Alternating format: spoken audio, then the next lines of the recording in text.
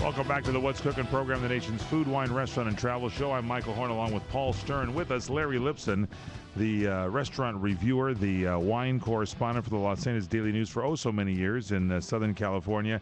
Now at the Lipson Institute for Advanced Wine Studies in Costa Rica. And Larry, you were going with a few more wines. You have a full report for us this week. There's a power outage at the Lipson Institute, but Larry is on via the miracles of cell phone. What do you have for us?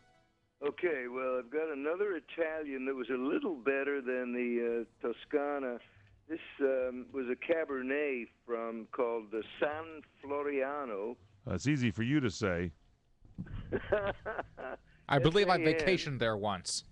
Capital Floriano. San Floriano.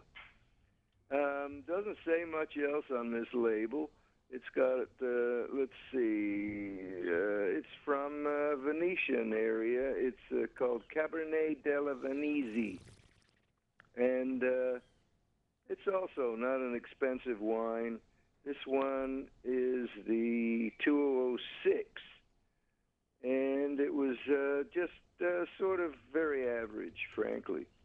You know, Larry, in all respects. Larry, we talked earlier about some obviously rare and hard to find wines that are commanding a very hefty price.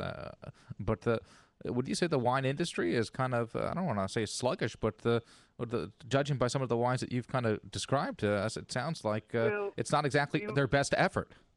We found a place in a town, the city, one of the main cities in the northwest area up here called Liberia. It's the same spelling as Liberia, only here it's pronounced Liberia. And there was like a basement in this shopping center, and it carries loads of wine. So the only thing is I don't think they keep them very well because they stand everything up, and it's not, it's not even really that cool in there, in that particular place. So I think the wines that we buy there sometimes are a little flawed because of the conditions, and especially those with a couple of years on them. They stand there for a year or two, and in this condition. So sometimes the wines are in flawed conditions. So I think we're going to stop buying them because we tend to get more mediocre to ordinary to bad wine from this place than we do from those that keep them in better conditions. You would think that there might be like a representative of the winery that would require that the wines be stored and shelved properly. Well, don't forget these wines are coming a long way to Costa Rica from all parts of the world. And they probably go through an importer from the cap to begin with. That's where they go to begin with, and then warehoused in that area somewhere down there, and then distributed around the country. I kind of get the impression. Okay, so we do. There's one here that's very popular. I don't think I've ever told you about. Concha y Toro makes full lines of wine. I love Concha y Toro. I buy that whenever I'm in Mexico. It's a very good, moderately priced wine. So what did you find from Concha y Toro? Yeah, well, they have a lot of different labels actually. This one is called Sunrise, and it's a 209 Cabernet, and very pleasant. Nice. Red wine characteristics, not overly fruity, not overly, nicely balanced, easygoing wine. An easygoing wine, I'd say. And we had that with a rib roast the other night.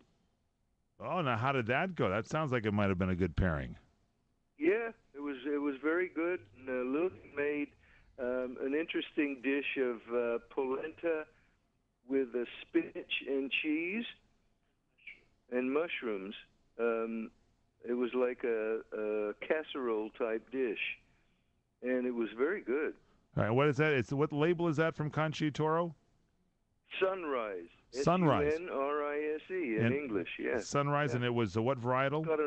Got an orange label. It's a Cabernet Sauvignon from 2009. And those come from where? From Chile, Argentina, that area. Yeah, Chile. This is a pretty good stuff over there, and I've tasted it. If it's stored well. Your problem with it sometimes is like you go to Mexico or you travel, is it gets warm and they don't store the wines well, and so the wine turns. But that is good wine. That Conchitora Sauvignon Blanc that I had one time was just wonderful. Very reliable. There's also, what's that Chardonnay we like from, that's not Conchitora, that's the other big one. What is it called? You're asking me? I don't know. What do you like there? Frontera. Frontera, Frontiera? Just ERA. Is ERA, okay. Yeah, Frontera Chardonnay, we like it. It's got, it's not one of those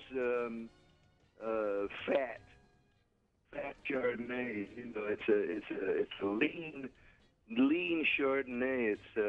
It's more like what you call more like a Chablis in a way. It's not a fat one like Meursault, for example. It's much more like a Chablis, and it's a nice lean Chardonnay, and we like it. Frontera Chardonnay, and it's not too expensive. Larry Lipson from the Lipson Institute for Advanced Wine Studies. You have been a plethora of information today on the What's Cooking show. Thank you so much. We continue straight ahead on CRN Digital Talk Radio. Michael Horn and Paul Stern. If you love dining